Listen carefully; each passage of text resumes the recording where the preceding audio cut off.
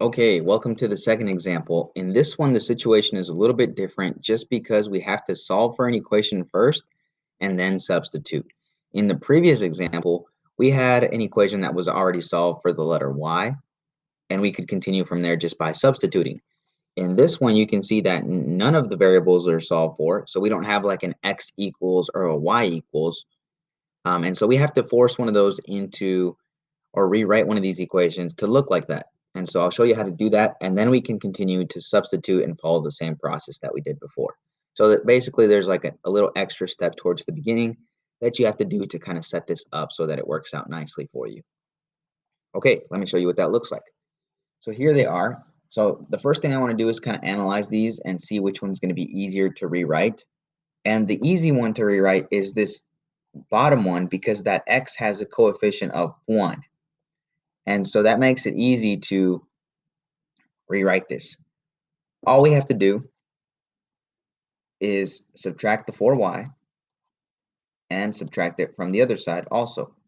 So that when we rewrite this equation, it's going to look like this.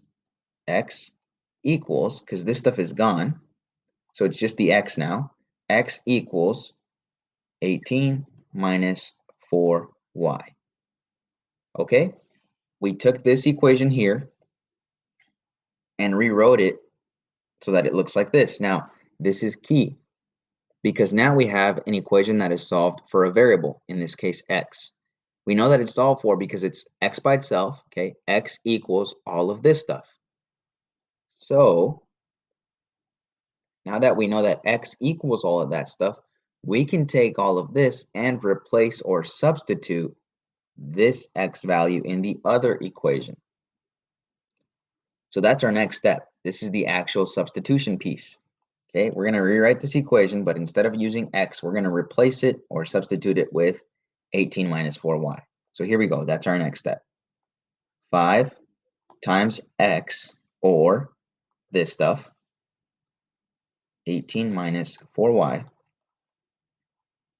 And then we keep writing this equation out. So we put the x in there already, minus 3y. So here it is, minus 3y equals negative 25.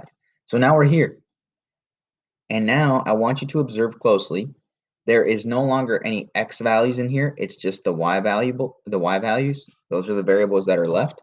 And so now we're going to be solving for y. After we combine like terms, distribute, and kind of break this equation down until we have y equals some number. Okay, so that's our next step. We're going to start off with distribution. We saw this in the first quarter. 5 times 18 and 5 times negative 4y. So let's see, what is that going to come out to be? Okay, when we do 5 times 18, that gives me 90. And then minus 5 times 4, that's 20. Y minus 3y equals negative 25. Okay, so that's where we're at so far. The next step is to combine like terms. So I see a 20y and a 3y right here. They're both negative. So we're going to end up with 90 minus 23y equals negative 25. Okay, now we're going to take this 90 and bring it over to the right-hand side by subtracting it, because that's a positive. This is a negative. Those will cancel. And we do minus 90 over here. We're going to end up with negative 23y equals, let's see what that is. So that's negative 115. And now we're just one step away from solving for y. This is a one-step equation. This indicates multiplication, so we have to do some division. Those are gone. And we divide by negative 23 over here, and that will give us y equals, let's see, let's do 115 divided by 23, and we end up with 5.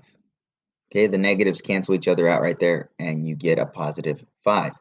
So now we have a y value. Okay, you can take that y value now and plug it back into any one of these equations and solve for x. Now we already have this equation that is solved for x, so we're just going to take the y value and substitute it into here, or replace it. Okay, here's what that looks like. X equals 18 minus 4 times the y value, this y value, which we know is 5. Okay, so we substitute that, replace it, and then we get 18 minus 4 times 5 is just 20. And so once we simplify that, 18 minus 20, we end up with negative 2. So there's your y value, there's your x value, and as a coordinate, as a coordinate, that would look like this. It would be negative 2 comma positive 5. And that would be your x and y solution to this systems of equations. So the only thing that was different in this one was the first step, the beginning. You had to rewrite this equation here so that it would be solved for a variable, and then you can go back and substitute that variable into the other equation, simplify that equation to solve for y, take the y value, plug it back into one of those equations, and you would end up with your x value as well. These two are your answers, and that should be enough to help you guys solve systems of equations when you need to solve for an equation first. Okay? I'll see you guys in the next video. There's one more situation that we need to discuss.